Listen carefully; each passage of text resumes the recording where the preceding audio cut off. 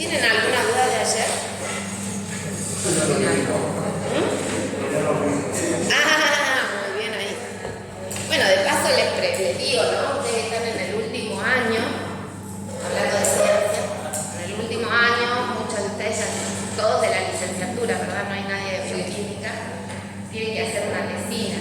Aquel que no tenga lugar, sepa que en el grupo, en el instituto, siempre se les da mucha cabida a quien quiera hacer. Las líneas que se están manejando más o menos en química biológica es parte plantas, ¿sí? siempre con genética molecular. Está el grupo del doctor Neofici con plantas. Después hay muchos grupos que estamos con bacterias. Ustedes ya les he contado más o menos lo que hago yo. Hay un grupo que, por lo general, hay muchos que estamos trabajando con patógenos, ya sea en el ciclo de virulencia, el estado de virulencia de ese patógeno, de esa bacteria, o otros grupos que trabajan con productos que sintetizan esas bacterias, que pueden ser utilizados, como antibióticos, no solo como vacunas. Hay otros grupos que trabajan con hongos, también, ya sea en convenio con las distintas citrícolas o empresas para desarrollar métodos en los cuales el producto pueda ser exportado con una mayor seguridad o con un rendimiento mejor en cuanto a la exportación, que ese producto no se pudra. Entonces siempre se trabaja desde el lado desde el punto de vista del patógeno que causa la enfermedad y eso que se exporta. Eso también a nivel molecular, que eso lo está haciendo el grupo de la doctora Pizarra. Después el grupo de la doctora Vincent, que ella ha logrado crear lo que está ahora muy de moda, son esas pequeñas empresas asociadas entre CONICET, los startups que se llaman. Ellos están estudiando. Ellos trabajan en plantas, pero en la interacción de bacterias y plantas. Como yo les decía a ustedes, estamos rodeados de bacterias, tenemos bacterias que tienen un rayo mucho más grande que nosotros, que la eucariota, y están en todos lados. Algunas son benéficas para el hospedador, ¿sí?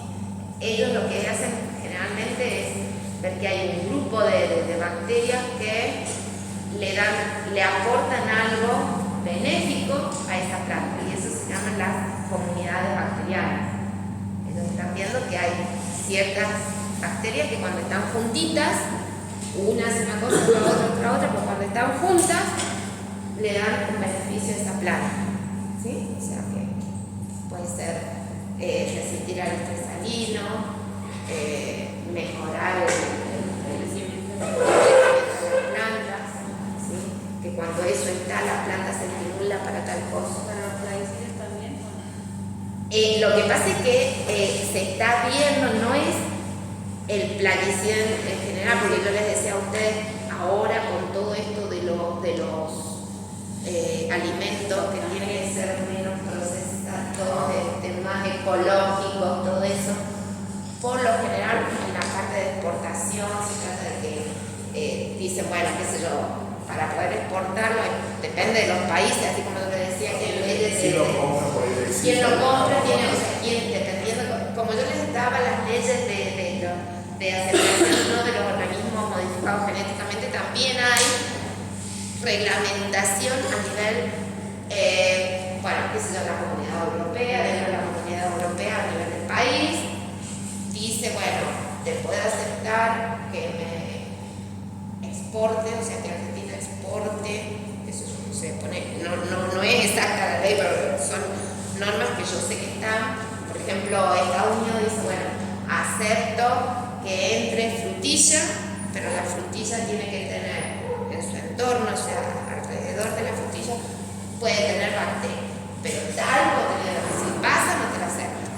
Puede tener tantos residuos de fungicida, pero si pasa no lo acepto.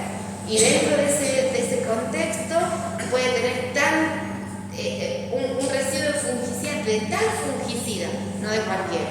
Si tiene residuos de este, ya no te lo acepto. O sea, hay mucha reglamentación. Entonces lo que se está tratando de hacer es, por lo general, a nivel ecológico, de reducir la cantidad de residuos que deja eso que como productor le tiene que poner para evitar la pérdida de su producción, para reducir el uso de esos fungicidas, para que no afecte a nivel ecológico. Y como yo les decía a ustedes, una de las principales aplicaciones que tiene la ingeniería genética es la bioremediación. Justamente por eso, porque hay productos que no pueden no usarse tal fungicida o tal insecticida.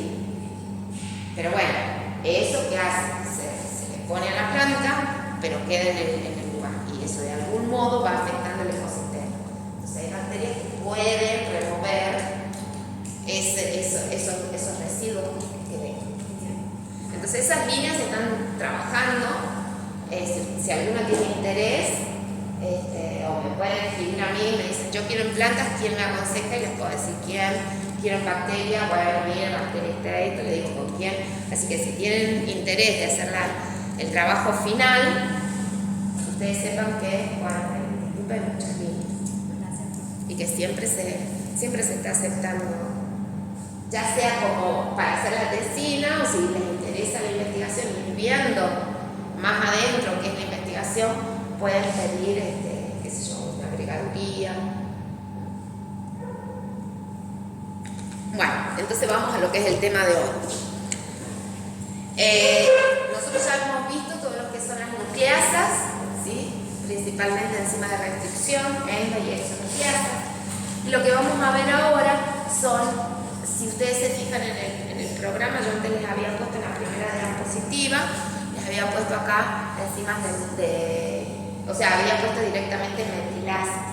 Pero me pareció un poquito mejor, ¿no? Para que ustedes comprendan que hay muchas enzimas que no son solo las metilasas, que pueden causar una alteración de ese sustrato sobre la cual actúan sin modificar la función de ese sustrato. Siempre acuérdense que nosotros el sustrato básico son los ácidos nucleicos. Entonces hay muchas enzimas que pueden modificar el ácido nucleico, ya sea DNA o RNA, y esas son las que a nosotros nos interesan. Entonces, el grupo de enzimas que vamos a ver ahora son todas aquellas que producen la modificación de los ácidos nucleicos. Y en ese grupo de enzimas que producen modificación, ahí sí ya tenemos las metilasas, quinasas o fosfatasas. Entonces, esas tres actividades que pueden tener esas enzimas, las podemos agrupar como un grupo de enzimas que realizan modificación del ácido nucleico. Las metilasas ya hemos hablado bastante cuando hemos hablado de enzimas de restricción, porque son sistemas que ya les dije a ustedes, están íntimamente relacionadas, y lo que hacen estas enzimas es agregar un grupo metilo a una cadena de DNA o de RNA. También ocurren sobre las proteínas, pero la función sobre las proteínas en este momento no nos interesa. Nos interesa en la manipulación de ácidos nucleicos. Entonces, este grupo de enzimas, bueno, ya lo hemos visto, se han descubierto junto con las enzimas de restricción y se han descubierto como un sistema que tiene las bacterias, que fue el primero que se descubrió, como un sistema de defensa de la bacteria, ¿sí? Por eso las he puesto esto acá. Entonces, por lo general, estas enzimas metilasas forman un sistema en bacterias, un sistema que es el sistema que nosotros conocemos ahora como restricción, que ya lo hemos visto en la clase pasada, modificación. ¿Por qué? Porque por lo general las dos actividades van juntas para poder lograr que esa bacteria tenga cierta inmunidad contra algún patógeno, como los fagos, ¿sí? Para defenderse y evitar así que haya lo que se llama una recombinación promiscua. O sea, evitar que esa bacteria reciba mucho DNA exógeno y que deje de ser, por ejemplo, deje de ser coli y pasa a ser otra cosa. ¿Sí? Entonces, para que se mantenga la especie, esa promiscuidad de recombinación genética, las bacterias usan este sistema de inmunidad para evitar que su genoma sea mucho más grande de lo que es, le cueste mucho más vivir, porque mientras más material genético, más energía necesita para poder replicarlo, y por lo tanto mantiene la característica de ese género, esa especie y de ese ser. ¿Cómo han surgido los cerobares? Sí, justamente por recombinación homóloga de algo que la bacteria sí ha ido aceptando, porque ha llegado un DNA exógeno y ella ha sentido que ese ADN exógeno codifica para algo que en ese ambiente que ella está creciendo es favorable. ¿Sí? Entonces, por eso se han ido surgiendo los distintos cerobares. Lo que yo les decía, que como forman un sistema con la enzima de restricción, ¿sí? Ese sistema recibe el nombre de, como les he puesto acá, RN, que es un sistema restricción-modificación, no restricción-metilación, independientemente que la modificación que hacen estas enzimas sea metilar. Entonces, hay algo que no se los he puesto en la transparencia, pero se los he puesto ahora acá porque me pareció algo bueno a nivel de ingeniería genética, que ustedes sepan, es que era lo que me preguntaba Franco la otra vez, que si yo tengo una bacteria que generalmente tiene activo su sistema de restricción-modificación, ¿cómo hago yo como investigador para poder utilizarla? Generalmente se la modifica, ¿sí? Ya sea sacando ese sistema, sacando una parte de ese sistema, dejando otro.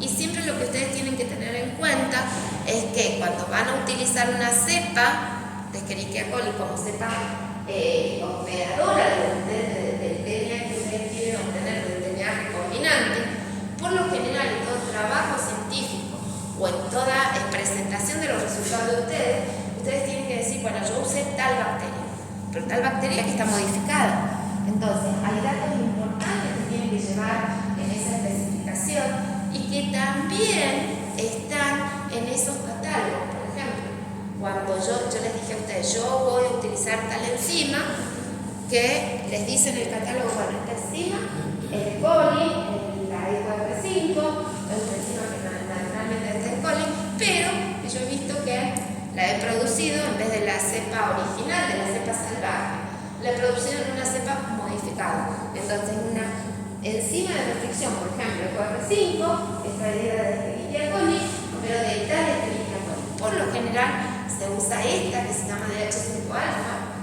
Entonces dice, bueno, la he purificado acá y tengo que decir cómo es el genotipo. ¿Sí? Cuando yo digo cómo es el genotipo de esa bacteria, no tengo que poner todos los genes que tiene y que son funcionales. Simplemente tengo que poner aquello que yo sé que he modificado. ¿Sí? Entonces, cuando ustedes ven, este es el genotipo de la bacteria, pero no el genotipo que es salvaje, que es igual a la original, sino lo que yo cambié para poder usar. Entonces, si ustedes se fijan acá, ¿sí? Dice RM y tiene una K o una menos, ¿sí?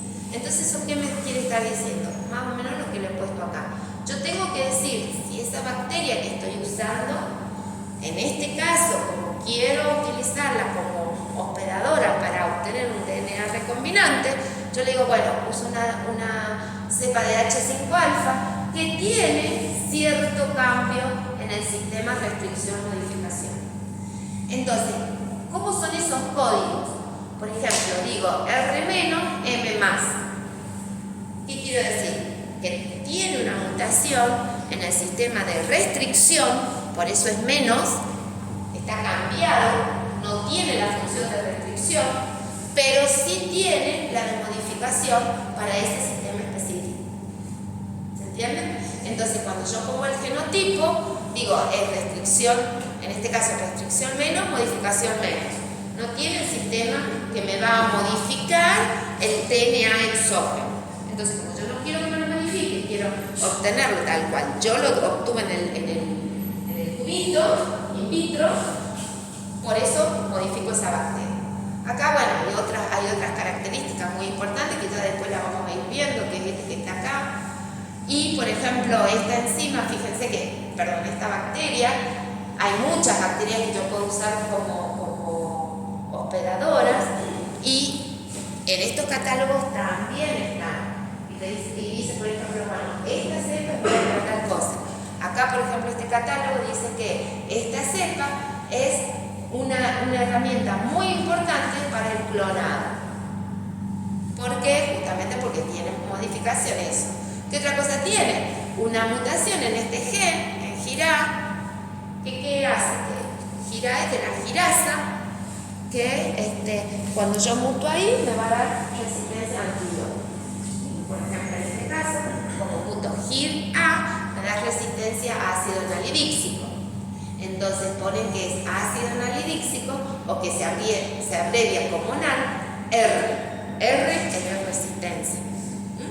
El ácido, si ustedes se fijan en la acción de este antibiótico, del ácido nalidíxico, van a ver que afecta, para poder matar a la bacteria, justamente el blanco de ese antibiótico es la girasa.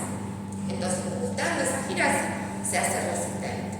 Si ustedes eliminan el blanco de acción, ese antibiótico no va a poder, o no va a tener, cuando entre la bacteria, quien le haga frente, y al no tener quien le haga frente, va a ser resistente o no. Siempre va a depender si la mutación que ustedes necesitan es para degradar o es el blanco de acción. En este caso, este GIRA es el blanco de acción. Entonces, si lo tiene mutado, el antibiótico no la puede matar. Entonces, la bacteria al no morir se hace resistente. ¿Se entiende? ¿Cuándo se rompe el marco de ruptura de GIRA? Depende de la mutación, puede ser romper el marco de ruptura, eliminar un único par de nucleótidos, eliminar varios, de manera tal que depende de lo que usted quiera hacer. ¿Sí? Girar, la girasa es algo muy importante para la bacteria, entonces tiene que modificar algo en esa estructura del gen que va a codificar esa proteína, que siga siendo útil a la bacteria, pero que el antibiótico no lo pueda afectar. Entonces depende de qué es lo que quiero obtener. ¿Sí? En este caso son mutaciones puntuales, por eso fíjense que en este caso también tiene una mutación GIRA, pero acá les aclara específicamente dónde está el cambio. El 96 le está diciendo que está modificada tal posición de la proteína en sí, ¿sí? O bien del par de nucleótido. En este caso, como les ponen el gen, tiene una mutación en la posición 96 del gen. ¿Sí? Bueno, entonces esto es muy importante cuando ustedes estén hablando del sistema restricción-modificación, que se fijen si es más o menos. Pero siempre, en este caso de la metilación, como siempre actúa junto con una enzima de una una endonucleasa, siempre tienen que poner qué pasa en los dos pares de ese sistema.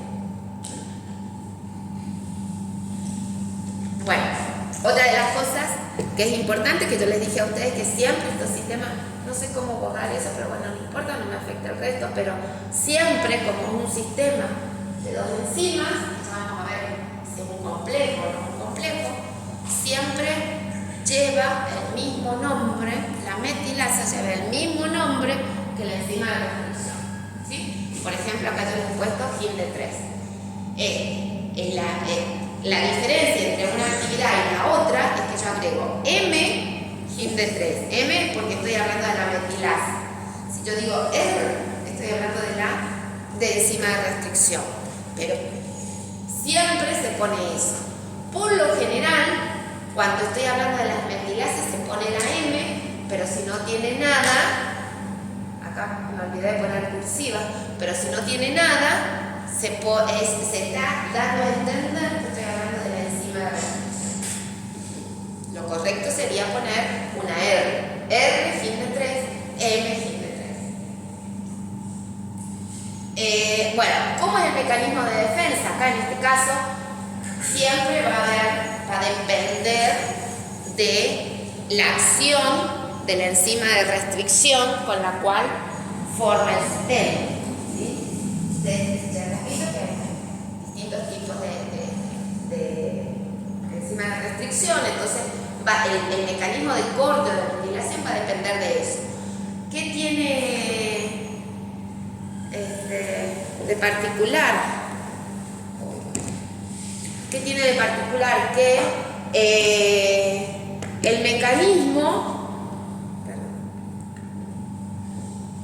que el mecanismo de defensa sí también va a permitir que ese DNA exógeno, como ya le hemos dicho, que si no está metilado va a ser degradado.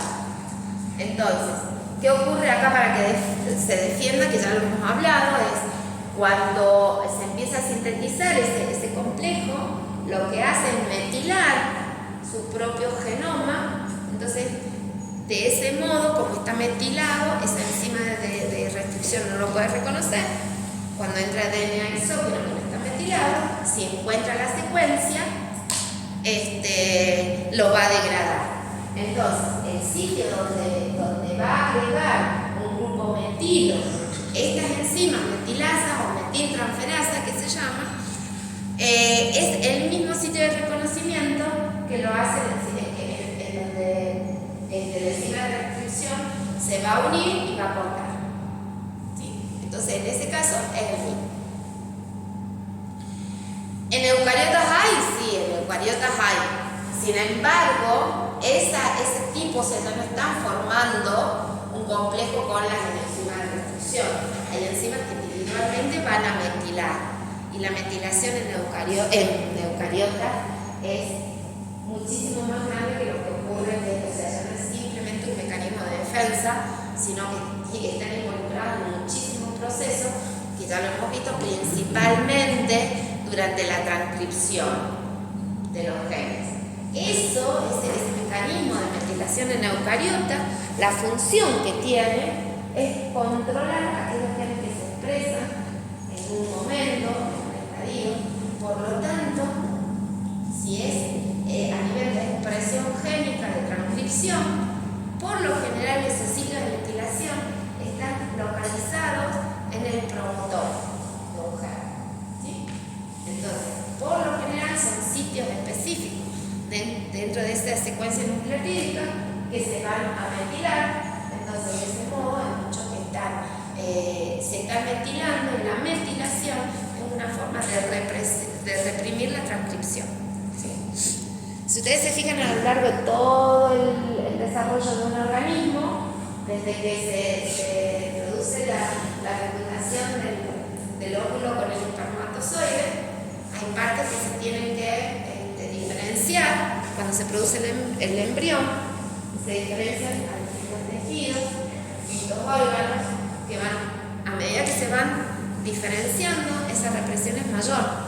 ¿Sí? Entonces esa represión en los tejidos, en los órganos, generalmente es lo que se mantiene. ¿Para qué? O sea, esa metilación se mantiene para que en un tejido específico, o sea, para que las células de un tejido específico nunca produzcan determinadas enzimas para los cuales ellos no están diferenciados. ¿Bien? Entonces, la metilación en eucariotas, por lo general, tiene una función de inhibir la transcripción de aquellos genes que en esa célula no lo requieren. Y eso también está, es un mecanismo de diferenciación celular del tejido, y también a nivel de individuos, porque cada uno de nosotros tenemos un perfil de metilación levemente diferente. Va a ser igual, vamos a tener genes que están compartidos, ¿sí? Metilados, en el mismo sentido. sentido porque todos tenemos piel, hígado, corazón, entonces en todos esos, todos tenemos el mismo perfil, pero hay pequeñas variaciones que nos van a distinguir de uno y otro. Y esas pequeñas variaciones es lo que yo les hablaba a ustedes de la epigenética, ¿sí? Tiene mucho que ver la metilación en la eucariota con todos aquellos factores que se heredan, ¿sí? En un individuo durante el desarrollo embrionario tiene que estar metilados permanentemente todos, ¿sí? Para que aquellos que hasta en la diferenciación sexual, ¿sí? Hay algunas partes del cromosoma X y del cromosoma Y que están metilados, entonces no se expresa, por lo tanto, si no se expresa, ahí ya hay una diferencia, va a ser hombre o va a ser mujer, ¿sí? Y ese perfil se hereda. Entonces, todos esos cambios, esas modificaciones que producen estas enzimas, por lo general, tienen un gran efecto y están siendo altamente estudiados, y ahora es un boom el estudio de la epigenética. Acuérdense que la metilación no solo ocurre en el DNA, sino ocurre también en las proteínas y ocurre en el RNA. Y todos esos tres cambios juntos, esos procesos de metilación juntos, afectan lo que es la epigenética. Nosotros acá vamos a ver solo el nivel de DNA y algo de RNA. Más que nada nos interesa los del DNA, en este caso por las enzimas de restricción en procariotas, pero en eucariotas también es importante. Bueno, ¿qué se metila y qué no se metila? Lo que se ha visto es que nosotros, ustedes saben que tenemos cuatro sitios en el DNA que pueden ser factibles de metilación. Sin embargo, tanto procariotas como no eucariotas, se ha visto que solo, y ahí no tanto, no es así, pero que solo de las 4 bases se pueden modificar, se pueden metilar la adenina o la citosina. Nunca la guanina o la tirosina. Ni en procariotas ni en eucariotas se ha visto metilación de la guanina o la tirosina.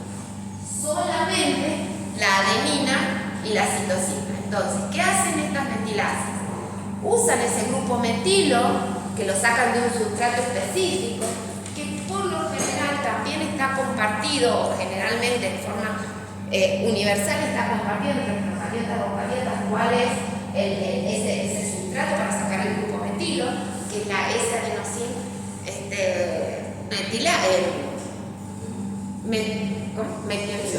ese adenosin metionina es el sustrato por el cual estas enzimas sacan ese grupo metilo y lo transfieren a la adenina o a la citosina, pero en posiciones fijas.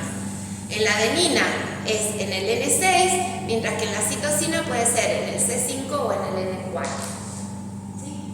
Esas son las únicas bases, las únicas posiciones que pueden ser metiladas. Ahora bien, ¿cuál es la diferencia entre procariotas y eucariotas? Que se ha visto que en procariotas, ¿sí?, la metilación la metilación de la adenina es exclusiva de procariotas. No se han visto adeninas metiladas en eucariotas. Y que esa metilación está dada en procariotas únicamente en la posición N6. Mientras que la metilación de la citosina sí se ha encontrado en procariotas en la misma posición y en eucariotas. Y esto es lo que yo les decía a ustedes. Este es el sustrato, la S-adenosin metionina es el sustrato del cual las metilasas sacan el grupo metilo para transferirlo a la adenina o a la citosina. Si hablamos de las metilasas o metiltransferasas de procariotas, acá, como yo les dije, están íntimamente relacionadas con las enzimas de restricción. Si bien hay un montón de enzimas de restricción, por lo tanto va a haber un montón de enzimas de metilación, las más importantes o las mejores descritas y las que son más utilizadas en ingeniería genética son aquellas de tipo 1 y de tipo 2. ¿Qué quiere decir? Que la metilasa está íntimamente relacionada con la enzima de restricción tipo 1. Por lo tanto, la actividad de metilación, en este caso, va a formar, a diferencia de estas, ¿sí? Si ustedes se fijan, se recuerdan cómo eran las enzimas de restricción, en este caso forman un complejo multimérico que van a reconocer, ¿sí? Igual van a tener la característica, ¿se acuerdan que yo les decía que la enzima de restricción reconocen, tipo 1, reconocen una secuencia, pero van y cortan entre 1 a 1000 pares de base desde ese sitio de reconocimiento? Bueno, las metilas hacen lo mismo. Se van a unir al mismo sitio de reconocimiento, pero van a metilar en otro lugar, ¿sí? Entonces, estas enzimas, al igual, las metilasas, al igual que la de restricción, requieren ATP para poder hacerlo. Pero, a diferencia de las de restricción, necesitan de este compuesto de la S-adenostil metionina para poder metilar. Si no está este intermediario, este sustrato para transferir el metilo desde la S-adenostil metionina hacia el ADN, no pueden metilar. Mientras que la del tipo 2 justamente tiene las mismas características que tiene su enzima de restricción. O sea que acá ya reconocen secuencias tipo palindrómicas de 4 a 6 pares de bases, y a diferencia de estas, por lo general es una sola enzima que lleva las dos actividades.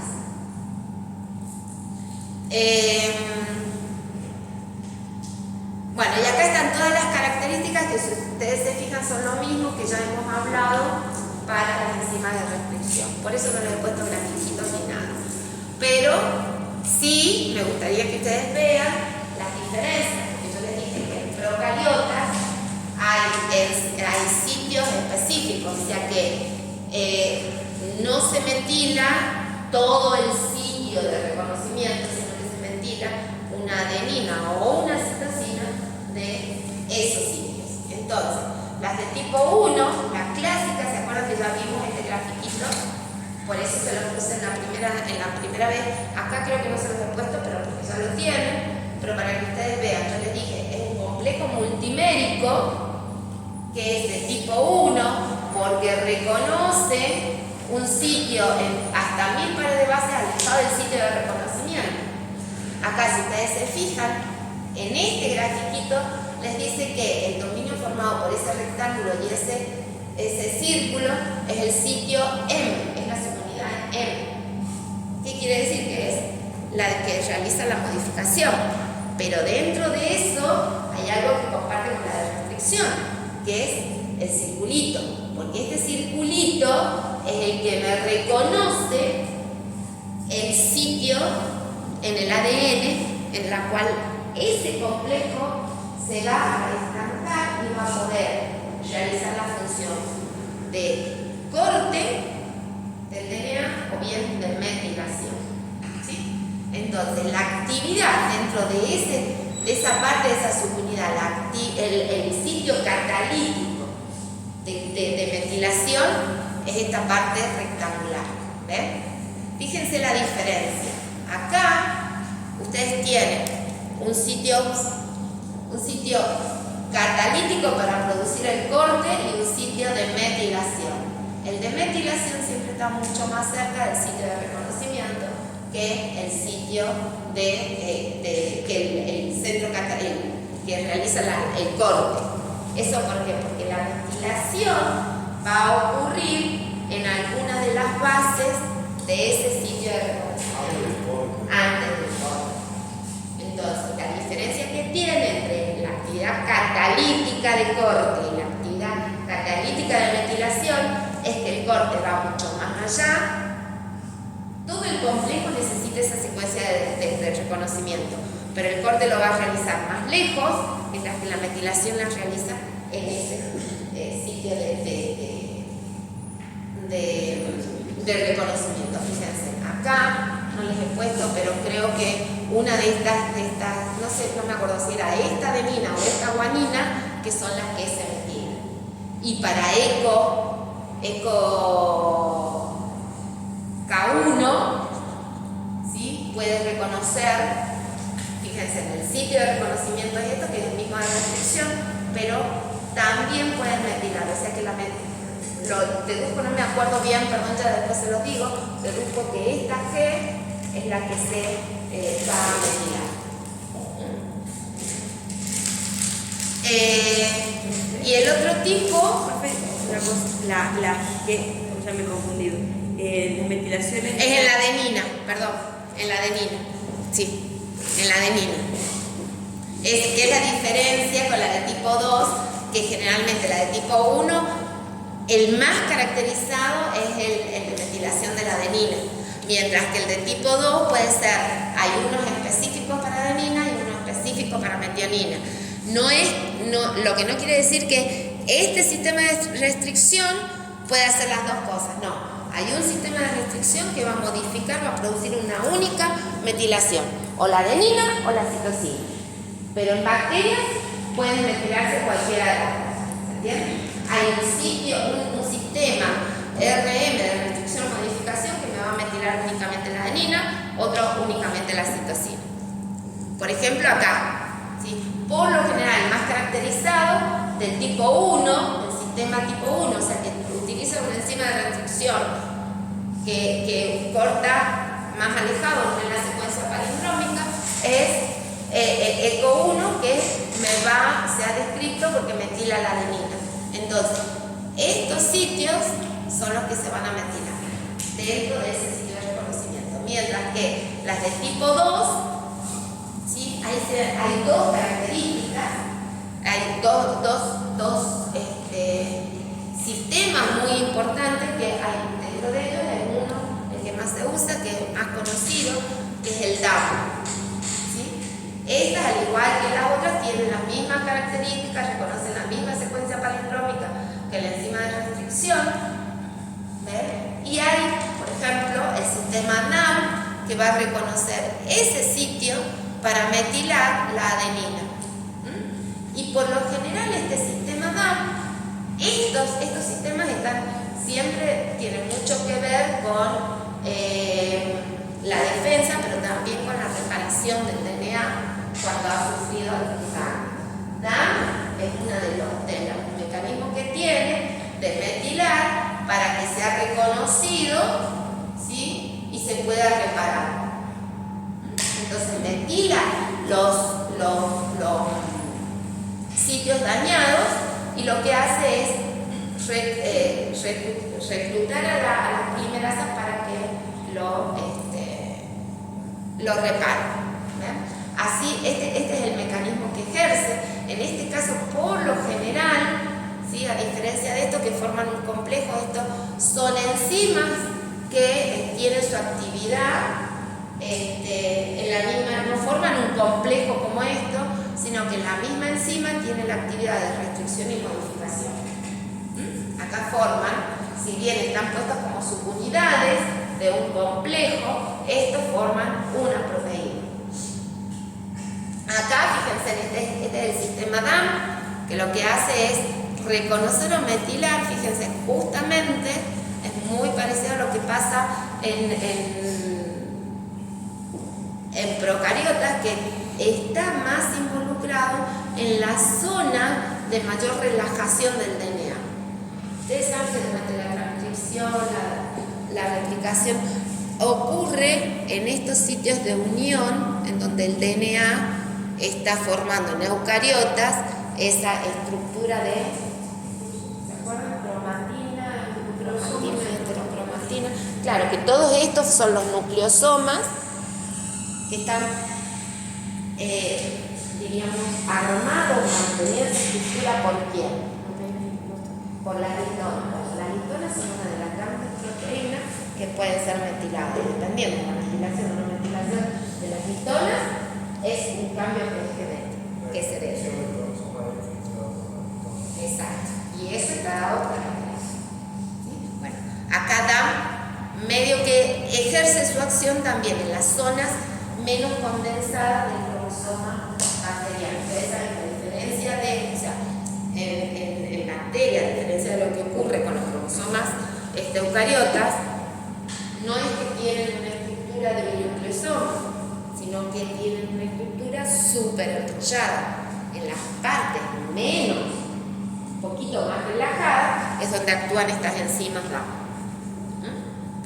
Y ese es específico para la metilación de las adeninas, mientras que hay otro, sí, que se llama DCM, que es específico, no está muy nombrado, no está muy estudiado o muy ingenierizado, o sea, muy manipulado el sistema de metilación de la citosina para procariotas, hay muchos que lo deben estudiar, pero a nivel de ingeniería genética a nosotros más nos interesa conocer esto. Pero el sistema DCM tiene sus sitios específicos de reconocimiento en donde va a metilar la citosina. Sí. Entonces la del tipo 1 es un complejo proteico y la del tipo 2 son las proteínas con sus unidades. Con sus subunidades, pero que dependen de la actividad de restricción, con dos sitios catalíticos. No forman un complejo como este. Bueno, y en eucariotas es lo que yo les dije, en eucariotas es muy importante y a diferencia de que esas metilasas tengan una secuencia palindrómica para reconocerlo porque no están íntimamente relacionadas con las enzimas de restricción, lo que hacen estas metilasas es reconocer por lo general estas pares de bases que se encuentran repetidas. A lo largo de todo el genoma hay muchísimas secuencias CG, ¿sí?, que son reconocidas para producir la metilación de la citosina. Eso se dice que hay como islas, esas pares de CG están distribuidos en islas, en donde aquellos sitios, aquellos genes que tienen que ser reprimidos en un tejido, en una célula de un tejido, están por lo general metilados. Entonces, por lo general, todos los sitios de metilación en eucariotas comparten esas islas de CG. Por eso el contenido de CG es tan importante en un cromosoma eucariota. Imagínate para la replicación, bueno, todos estos sitios de metilación, por lo general, para el control, ustedes saben en esa estructura, ¿sí?, tiene que estar muy controlada la parte más relajada de la hormona. Y se ha visto también que no solamente este es el blanco, o sea que diríamos que el sitio de acción es CPG, que es lo que se dice, ¿sí?, el par GC, sino que también se ha visto que hay metilasas que reconocen este otro sitio. En zonas ricas, el CAC, pero se tiene que repetir CAC para que puedan metilar. Y esto se ha visto que esto es muy importante, por ejemplo, en la diferenciación del embrión en la región, todo lo que va a dar la parte neuronal. ¿Sí? En toda esa parte del embrión que va a dar a la parte neuronal, por lo general, todas las regiones, las islas, CAC, están metiladas. O sea, por lo menos se metilan las tres. No, las C. Pero para poder metilar necesitas esa secuencia. Igual que acá. Para poder metilar, no metila la G, metila la C nada más. Pero si esa C, o sea, no es que va a metilar toda la C que encuentra. Si esa metila se encuentra una región rica en C, así en esas repeticiones, en esas islas, ahí es donde la vamos a metilar. A lo largo de todo el genoma puede estar repetido muchas veces CG, pero la cuestión es que encuentre la islas, ¿sí? O sea, una región que tenga muchas repeticiones de CG, independientemente que no esté continuas, ¿no? ¿Sí? Fíjense, acá hay una C y una C y no metila ninguna de esas. Metila cuando la C está al lado de la otra. Y no es una GC, es CG. ¿Sí? ¿Se entiende? Bueno, dentro de las metilasas de eucariotas se han descrito que hay al menos en modo de acción dos grupos. ¿Sí? Unas metilasas que realizan la acción de metilación, como dicen acá, de mantenimiento, como este es el caso, ¿sí? Este es el nombre de esa metilasa, que lo que hace, a ver si tengo que decir, el dibujito es, o sea, acá se los estaba diciendo que es de mantenimiento. ¿Por qué? Porque es capaz de metilar sitios de esas islas ricas en CG que no están metiladas, pero que sí estaban, que por algún momento, alguna cuestión, porque se replicó, qué sé yo, dejaron de estar metiladas, pero que sí tienen ya una metilación previa. Yo les dije a ustedes, eso se hereda. Bueno, cuando se dividen, ¿sí? Parte de eso que se está dividiendo, se está replicando, la metilación puede estar, dependiendo, fíjense, en una hebra o en la otra, y dependiendo de qué se hereda del padre o de la madre, puede tener un sitio distinto de metilación. Entonces, esas enzimas metilasas o metiltransferasas que van a actuar como que tienen una función de mantenimiento, van a agregar la metilación dependiendo del patrón de metilación en todas las partes, siempre y cuando ya ha habido una metilación previa. O sea, ya tienen al menos uno de los sitios metilados. ¿Sí? Mientras que el otro grupo es la que metila de nuevo. O sea, que acá reconoce, acá tienen esa secuencia, que no hay metilación en ningún lado. No hay ya un grupo metilo en ninguno de esas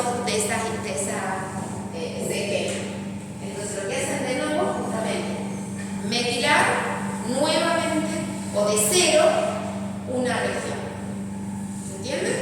Entonces, estas metilasas pueden metilar siempre y cuando ya haya un sitio metilado, mientras que estas otras, las de novo, van a metilar independientemente de que haya un sitio metilado, preferentemente cuando nunca se ha metilado.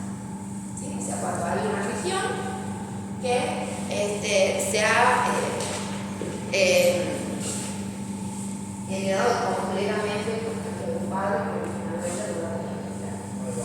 Entonces la otra sería que va leyendo la metilación de una hebra y la va colocando en la otra. Va colocando donde no está. Claro.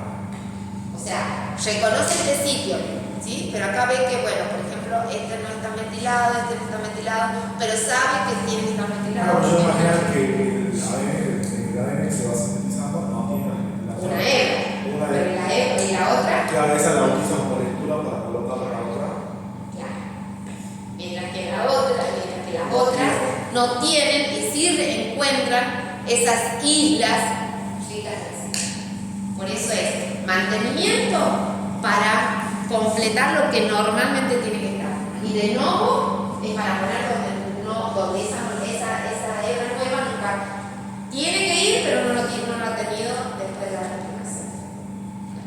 Y bueno, eso, a ver, por lo general estas enzimas yo se las pongo, les digo cómo actúan, que transferasas en la eucariota, pero a nivel genético como que sirven principalmente como marcadores para estudios de distintas enfermedades, pero no se las utiliza mucho como una herramienta como se utilizan metilasas de eucariota. A raíz de todo lo que yo les vengo diciendo, así como hay un área que se llama genómica, ¿sí? Hay muchísimos programas que se han diseñado para estudiar el genoma, hay muchos programas que se utilizan para conocer generalmente el genoma humano, todos esos sitios metilados. ¿Sí? Hay programas específicos de bioinformáticos que me permiten conocer lo que nosotros llamamos el metiloma de un genoma. Nosotros ahora tenemos un término nuevo, genoma, proteómico, la proteoma, y ahora tenemos un ustedes la primera clase que también en el taller se estudiaba. Bueno, la cuestión es cómo es el estudio de las regiones que codifican.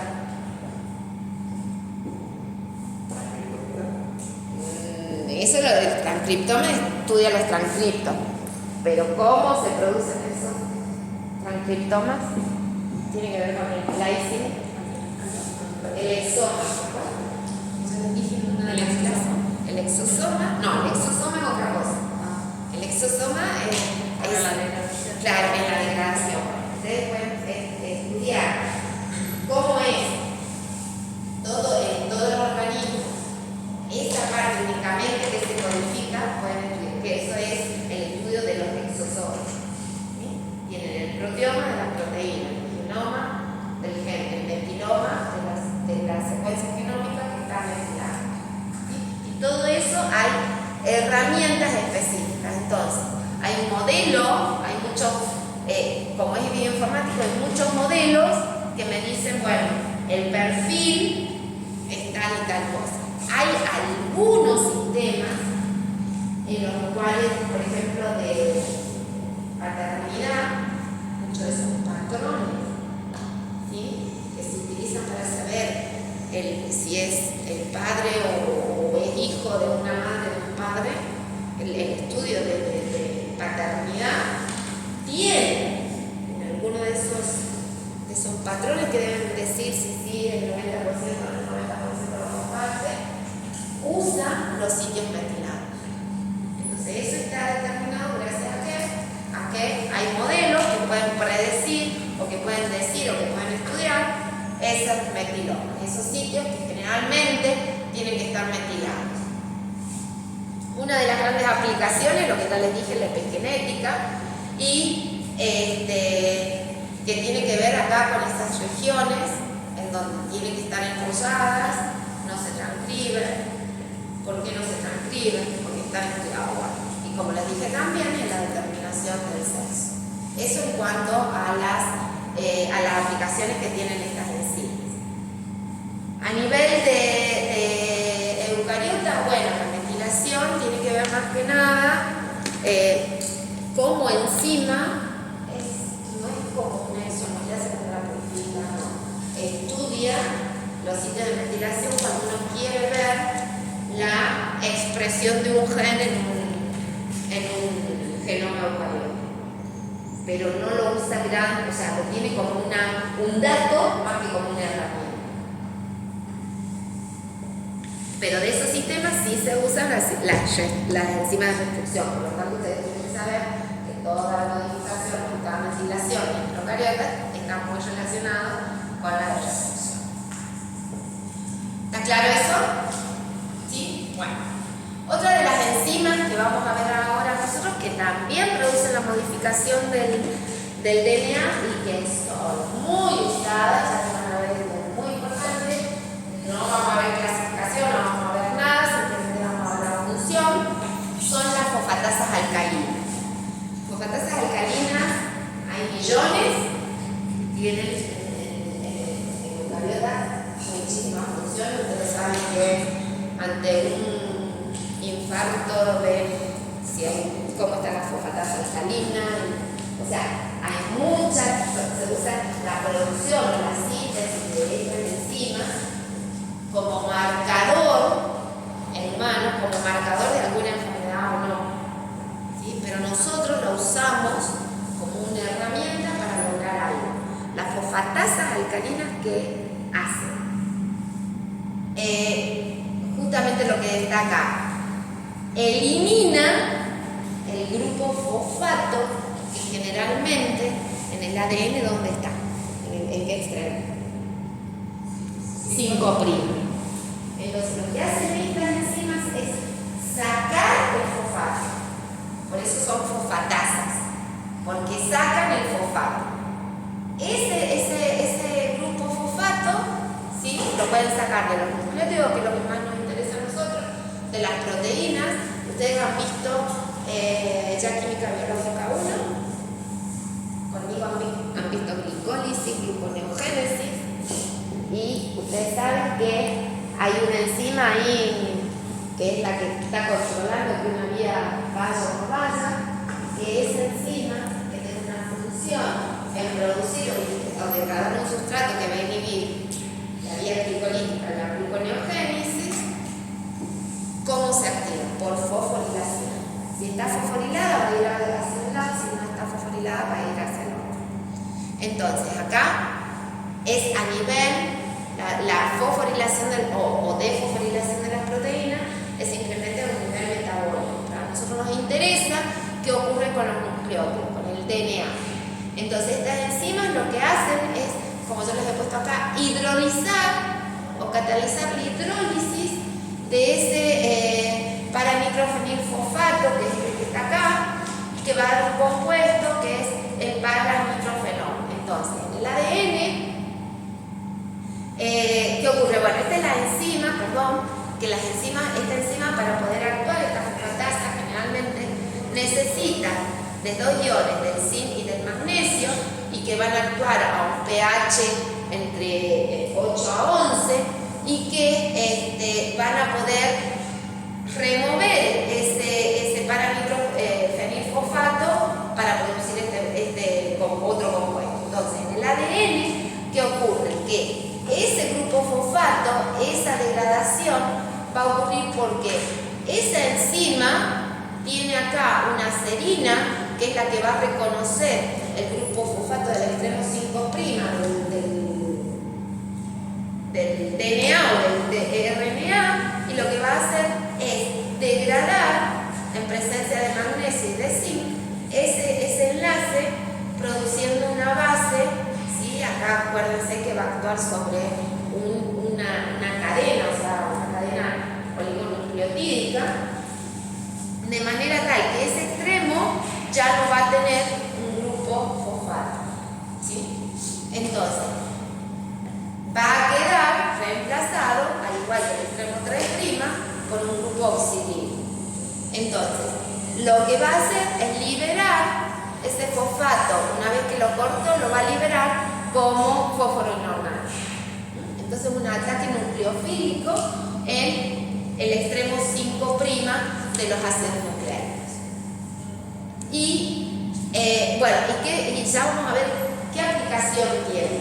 Pero las fosfatasas estas que se están utilizando, como yo les decía, pueden venir de distintas fuentes. Por ejemplo, hay fosfatasas que están extraídas de eucariotas, como del camarón, y se ha visto que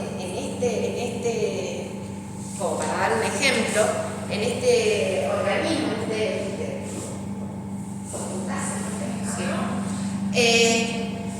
van a haber distintas fosfatasas alcalinas dependiendo, por ejemplo, si el camarón extensa está en un ambiente más ácido, en un ambiente más alcalino, si está en un ambiente, en un agua más fría, en un agua más caliente, van a ser distintas actividades que tiene. En este caso, siempre se la extrae, se ha extraído el gen que codifica para esa enzima de este organismo y se la produce en Escherichia coli, y esta es una de las que se usa mucho, la fosfatasa en ingeniería genética. También hay de la placenta humana, de coli también es otra de las que se usan, y que en coli, a diferencia de esta otra de fosfatasa alcalina, yo les dije que usan 2 iones, uno magnesio y otro zinc. Bueno, la de coli, a diferencia de esa, necesita un tercer ion, o sea, 3 iones para poder actuar, y ese tercer ion es generalmente magnesio, para poder catalizar esa ruptura y eliminar ese pirofosfato. Y la que más se usa, ¿sí? La que más se usa en el laboratorio es esta fosfatasa intestinal de ternera, es la más empleada. Esta, a diferencia de la otra, aparte también tiene una actividad en el ARN. También puede desfosforilar el ARN, ¿sí? Entonces, por eso es la que más se usa. ¿Cuándo la voy a usar yo en el laboratorio? Bueno, aplicaciones tiene muchísimo. En la antigüedad, o sea, se la ha usado, como yo les decía así, acá en técnicas inmunohistoquímicas, en la bioquímica, para ensayos de ELISA. También sirve, ¿sí?, para la obtención de anticuerpos que me permitan ser usados como sonda para detectar diferentes proteínas o como el medio de detección si ese anticuerpo reconoció su antígeno y ponerlo de evidencia cuando nosotros lo hagamos en la reacción de hibridación en un soporte. Eso ya lo vamos a ir viendo, se llama Western blot. ¿Por qué? Porque lo que yo estoy hibridando es una proteína con otra proteína para identificarlo. Entonces, el medio que tengo para saber si hubo hibridación o no, como yo les decía, para saber si es DNA o RNA, uso cloruro de litio. Acá para saber si en esa muestra está esa proteína, yo lo uso como un sistema de antígeno anticuerpo para revelarlo. ¿Y cómo voy a lograr? Una acción, porque ya van a ver que produce un compuesto que da un color. Porque la fosfatasa alcalina, al sacar el fosfato, me va a dar, cuando yo coloco otra cosita más ahí, me va a dar un color marrón, entonces puedo utilizarlo en esto. También ha sido muy utilizado como en los ensayos de ELISA, pero nosotros generalmente en ingeniería genética lo vamos a utilizar durante el proceso de clonado para facilitar la unión de dos fragmentos y obtener un DNA recombinado. Justamente, acá tiene mucho que ver eso cuando nosotros utilizamos enzimas de restricción.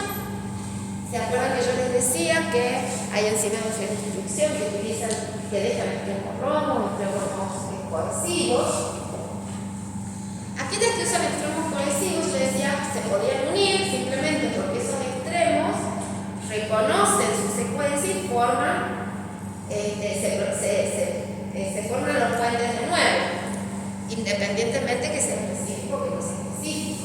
Entonces, si ustedes quieren clonar un fragmento en un vector con una única enzima, tanto el fragmento como el vector tienen ambos extremos, si esas enzimas son compatibles, que se pueden unir.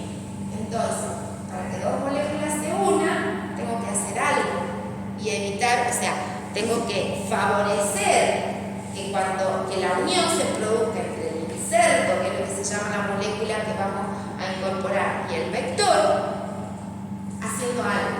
Tenemos que favorecer esa unión, evitando de que como el vector es circular en una única molécula que se puede mover y puede fácilmente volverse a unir, si la corté con una enzima, una única enzima, se puede unir, entonces nunca voy a lograr que este inserto se produzca acá. Entonces,'¿cómo hago yo para hacer eso? Le saco el grupo fosfato con esta enzima de esos extremos, 5', y al no tener ese grupo fosfato, la enzima que lo une necesita esos fosfatos. Al no tener esos fosfatos, no se va a poder unir solamente el vector, o religar o reunir únicamente el vector. Entonces, en este caso, lo que uno hace generalmente es someter al vector a la acción de esa enzima para sacar estos grupos fosfatos. No lo tiene, lo une, pero ¿cómo va a unir el inserto? El inserto sí tiene los fosfatos del 5'. Entonces, un 5' se va a unir a un 3'. Un 5' que tiene el grupo fosfato del inserto se va a unir o se tiene que unir con el 3' del vector. Solamente el vector se llama desfosfatasea, es el término de la carga de la ingeniería genética, se le remueve el fosfato para evitar que se recircularice. Pero como el inserto sí tiene fosfato, la enzima que lo va a unir sí puede actuar. ¿Se entiende? Entonces, esto es una de las herramientas muy importantes que uno tiene en el caso de que va a producir el clonado utilizando una única enzima.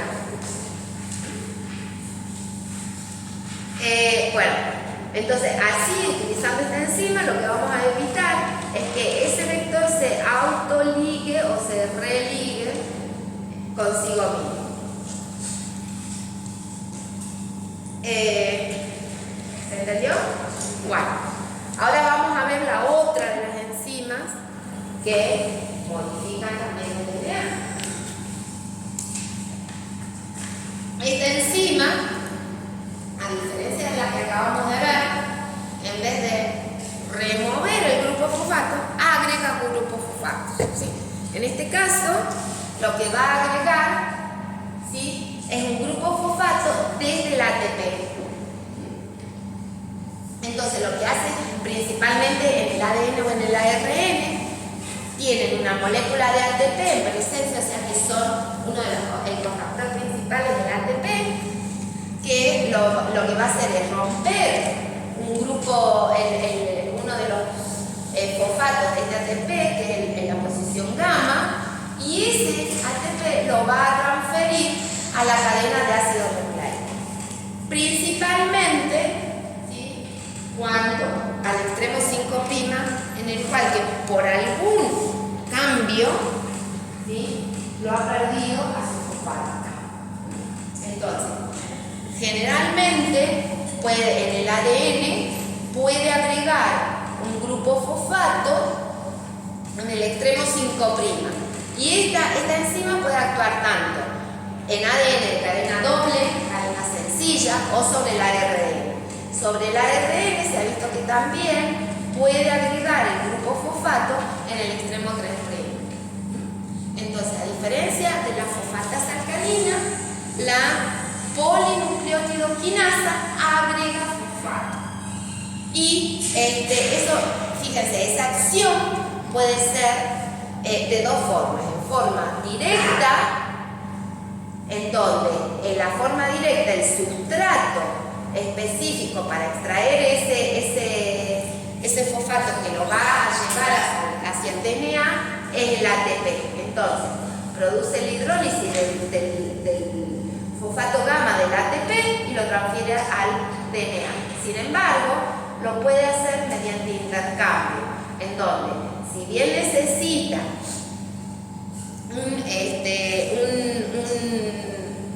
un sustrato y alguien a quien transferirlo, porque acá no se libera en forma de pirofosfato, sino que puede, así como lo colocó en el DNA, ¿sí?, que es su forma directa, puede hacer un intercambio, o sea, que aquel que está fosforilado en algunos casos puede actuar como fosfatasa, removiendo, pero para poder remover necesita un sustrato donde llevarlo, ¿sí?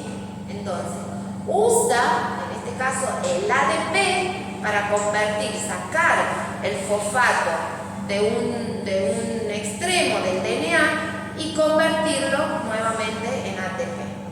¿Sí? ¿Por qué nosotros usamos esta enzima? Bueno, acá hay algo importante que se ha visto que la que más se usa, sí, a ver, esta actividad de fosfatasa no la tienen todas las quinasas que se usan, sino esta, que es una de las más usadas, de T4, ¿sí?, que es una quinasa extraída del fago T4, que ha sido expresada en poli, o sea, sobreproducida y poderla purificar en un poli, pero es una actividad específica que no la tienen todas las quinasas. Esta enzima, que es la más usada, la que más se utiliza en el laboratorio, se ha visto que, así como requerir ATP o ADP para poder funcionar en una dirección o en otra, con una función directa o por intercambio, se ha visto que puede ser favorecida, ¿sí?, su actividad, si está en un ambiente que tiene flujo de polietilenglicol, y es inhibida si tiene un ambiente con amonio. ¿Qué aplicaciones tiene? Muchísimas. Principalmente, ¿sí?, al usar ATP como sustrato, o sea, a nosotros más nos interesa la actividad de agregar, lo que se ha visto, el empleo que tiene, un empleo combinado con la fosfatasa alcalina, porque ha permitido diseñar oligonucleótidos marcados radioactivamente. extremo 5' de los ácidos nucleicos, ¿sí? Se remueve eso con la fosfatasa alcalina o empleando esta de T4 y se agrega como sustrato un ATP marcado radioactivamente, que por lo general es un ATP marcado con fósforo 32. Entonces, ¿qué hace la enzima? Saca del ATP la marca radioactiva y la lleva y la coloca en el DNA. Entonces, de ese modo podemos tener sondas que, a diferencia de necesitar un reactivo, qué sé yo, simplemente con la radioactividad de esa sonda podemos saber si se pegó o no. Eso es muy importante en varias de las técnicas que nosotros vamos a ver. Entonces, ¿qué me va a permitir? Utilizar esas sondas marcadas radioactivamente, que es la que está acá, un montón de utilidades. Utilizarlo en el proceso de hibridación, ver el mapeo de transcriptos, marcadores de electroforesis, son cebadores usados en nuevos métodos, ya lo van a ver cuando vean secuenciación de nueva generación y todo eso, que usan sondas marcadas radioactivamente, para obtener esas ondas marcadas radioactivamente, usan por lo general esta enzima. Y la secuenciación que yo les dije, en la fosforilación del extremo 3', y acá hay algo también, este es muy importante, para obtener productos de PCR, ¿sí? Marcar específicamente el extremo 3' del ADN o del ARN. El ARN es muy importante porque marcar el estudio, principalmente el estudio del transcripto del eucariota, su extremo 3' es mucho más fácil porque puedo diseñar primers en función de la colita de poliá, pero el extremo 5', donde puede estar protegido, es mucho más difícil estudiar. Entonces, para poder hacer sondas específicas, que vayan hacia ese extremo, puedo utilizar estas enzimas. ¿Alguna duda? No. Bueno, y acá está la unión con la última, una de las últimas enzimas que nos quedan a nosotros por estudiar, que son las polimerasas. ¿Sí? Las diapos están subidas. Esa última parte no tengo ninguna, las últimas 4 diapos. Sí las tengo. Ah, sí. Sí. Ayer les dije yo que las había subido. La única que he cambiado es la que les he puesto el ejemplito de cómo se denominan las células. Esa es otra. Esta yo les dije que las había subido ayer. Que Bien. yo les había modificado y las había subido ayer. Le falta la parte de quinasa. Bueno, pero está. Bien. Fíjense porque el está archivo está. Sí.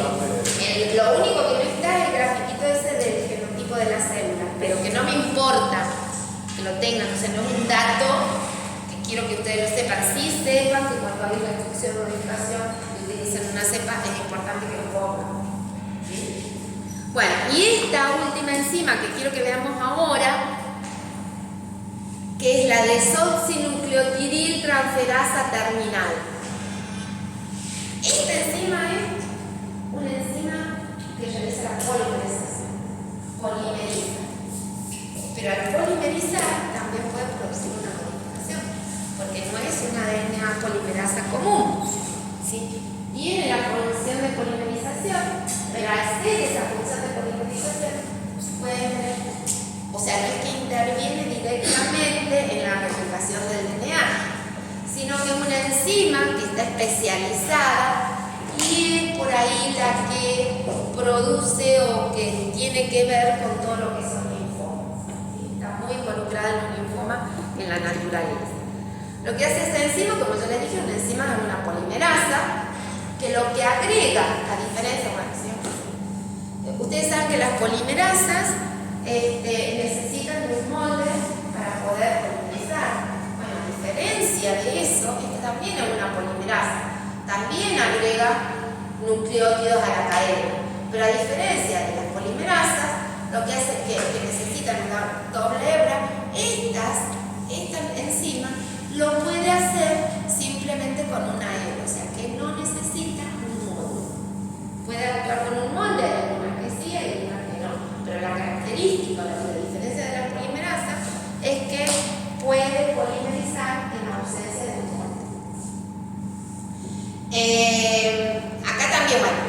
lo que les digo es la adición de nucleótidos, principalmente del extremo 3', ¿sí? Y va agregando nucleótidos, va extendiendo la hebra, esa hebra sin necesitar una plantilla.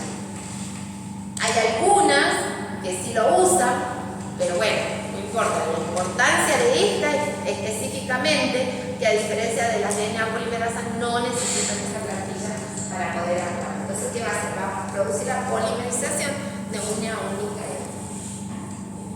Profe, al no tener una plantilla, digamos, va agregando cualquier nucleótido. Se pega a una hebra, pero va agregando, de acuerdo a la información, cualquier nucleótido.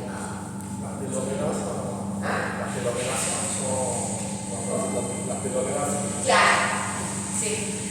Las telomerasas son justamente desoxinucleotidotransferasas terminales que intervienen, porque agregan nucleótidos independientemente de, no es una polimerasa normal. ¿Sí? Pero también hay telomerasas que creo que usan plantillas. Algunas que son específicas que usan plantillas. Tiene su propia plantilla, o sea, por lo general no necesitan una plantilla o un molde, ¿sí? Pero hay algunas que se lo usan. Bueno, esta es la estructura de una DDT, que es más fácil nombrarla, la cual también necesitan de dos cationes como cofactor. Se ha visto que, bueno, que todos los tejidos linfoides están muy desarrolladas en la médula ósea, y el mecanismo de acción es que en su sitio catalítico, ¿sí? Acá, para poder unir el DNA, tiene esos dos cationes divalentes, que por lo general, bueno, va a depender de la enzima de la DDT que se esté usando, pero lo que hacen es justamente ayudar a la unión de la enzima al DNA para ir agregando, para ir produciendo la unión del nucleótido, ¿sí? Y eso, bueno, eso tiene que ver mucho con el pK de la enzima, ¿sí? Entonces, al unirse, va a facilitar que, o sea, al producirse en el extremo este deoxirrilo, va a producir que a la vez que vayan caminando, se vaya como soltando ese producto que va agregando acá y va separando el pirofosfato de ese nuevo nucleótido para producir la unión. Bueno, y esta es la actividad de plantilla, que es muy importante, o sea, no es la tan importante, pero que también actúa, y que es más que cómo actúa, sino en qué momento actúa, porque estas transferasas se ha visto que pueden reparar esos daños, ¿sí? Producidos en un nucleótido específico. Entonces lo que hacen las DTT es unirse y agregar, ¿sí? Reparar ese daño, esa falta del par de bases de acá. Entonces tiene un mecanismo de reparación. Estas enzimas, para ejercer eso, se ha visto que mientras menor es el daño, es más fácil que actúen. Cuando ya la brecha que se ha producido, el NIC que se ha producido es muy grande, estas DTT lo pueden hacer, pero con menor facilidad. O sea, ahí sí ya actuaría una polimerasa.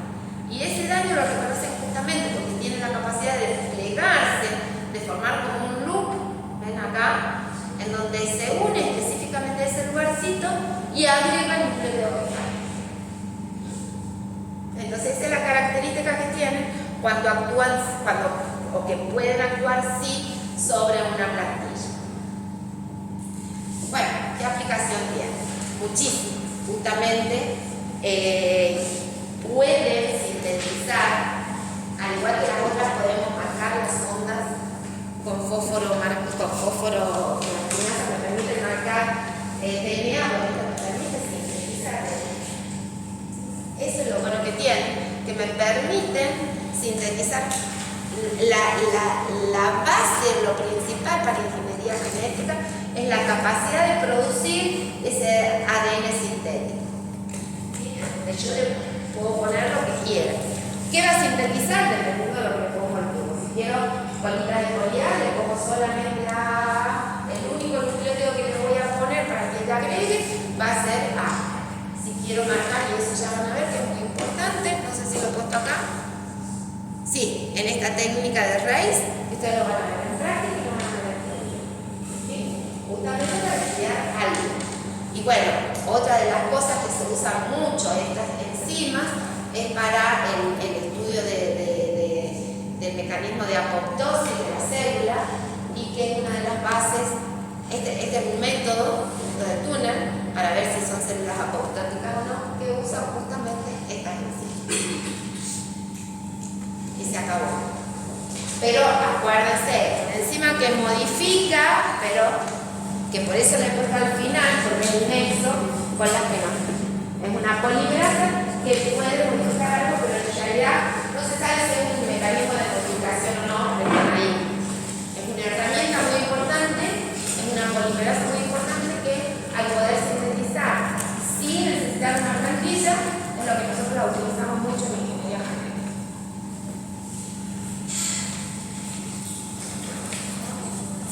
¿Alguna duda? ¿No?